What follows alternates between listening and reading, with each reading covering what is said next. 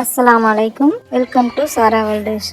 இன்னைக்கு நம்ம சின்ன வயசுல சாப்பிட்டு இப்போ நம்ம மறந்து போன ஒரு பணியாரத்தை தான் பார்க்க போகிறோம். அந்த காலத்திலேயே பாட்டிகள்லாம் செஞ்ச கேக்குன்னு கூட சொல்லலாம். இந்த அச்சு பணியாரம் செய்கிறதுக்கு 5 முட்டை எடுத்திருக்கேன். இந்த முட்டையை இப்போ ஹேண்ட் பிளெண்டர் வச்சோ விஸ்க் வச்சோ நல்லா அடித்து எடுத்துக்கலாம். கலர் நல்லா மாறி வரணும். ஒரு 10 நிமிஷமாவது ஆகும். 10 நிமிஷத்துக்கு அப்புறம் நல்லா கலர் மாறி வந்திருக்கு, ஃப்ளஃபியாகவும் வந்திருக்கு பாருங்கள்.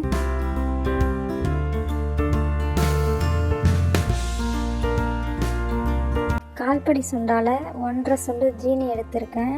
இதுக்கான மெஷர்மெண்ட் இப்படி தான் அந்த காலத்தில் வச்சுருந்துருக்காங்க. எனக்கு கப்போட மெஷர்மெண்ட் எவ்வளோன்னு தெரியல. இப்போ நான் மைதாவில் தான் செய்ய போகிறேன். அரிசி மாவில் செய்யும்போது கரெக்டான மெஷர்மெண்ட்டோட கப்போட அளவு தான் நான் சொல்கிறேன். ஜீனியும் நல்லா கரையிற அளவுக்கு நல்லா இப்போ நம்ம அடித்து எடுத்துக்கணும். அது கூடவே வெனிலா எசன்ஸ் நான் ஒரு 1/2 ஸ்பூன் சேர்த்துருக்கேன்.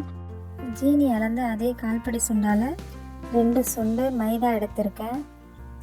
இப்போ மைதாவை நல்லா கட்டி இல்லாமல் கலக்கி எடுத்துக்கலாம். அரைப்படி மைதாவுக்கு 5 முட்டை சரியாக இருக்கும்னு எங்கள் அம்மா சொன்னாங்க. ஆனால் எங்களுக்கு சரியாகவே வரல.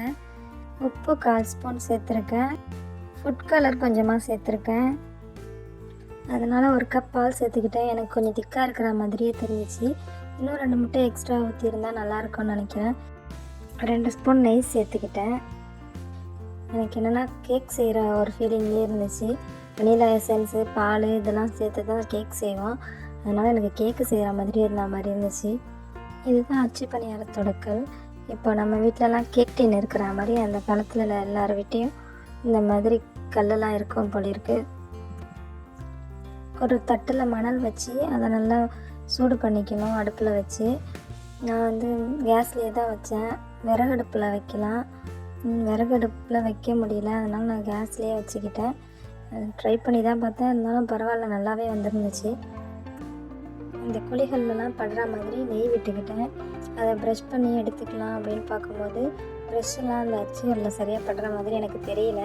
அதனால் ஒரு சின்ன பீஸ் துணி எடுத்து அதையும் நல்லா தொடச்சி விட்டுக்கிட்டேன். அந்த அச்சுகள்லாம் நல்லா படுற மாதிரி, அப்போ தான் ஒட்டாமல் வரணுமா சொன்னாங்க. அதனால் எடுத்துக்கிட்டோம். இப்போ மேலே நெருப்பு வைக்காமலும் செய்யலாம். மேலே நெருப்பு வச்சுருந்தா மேலேயும் கலர் நல்லாயிருக்கும், பார்க்க ப்ரௌன் கலரில். சாப்பிடவும் நல்லா டேஸ்ட்டாக இருந்துச்சு, தொட்டு பார்க்கவும் நல்லா சாஃப்டாக இருந்துச்சு. நீங்களும் ட்ரை பண்ணி பாருங்கள். இந்த மாதிரி கேக்கு உங்கள் வீட்லேயும் குழந்தைங்களுக்கு செஞ்சு கொடுங்க. இந்த கேக் உங்களுக்கு பிடிச்சிருந்துச்சுன்னா லைக், ஷேர், சப்ஸ்கிரைப் பண்ணுங்கள். அஸ்ஸலாமு அலைக்கும்.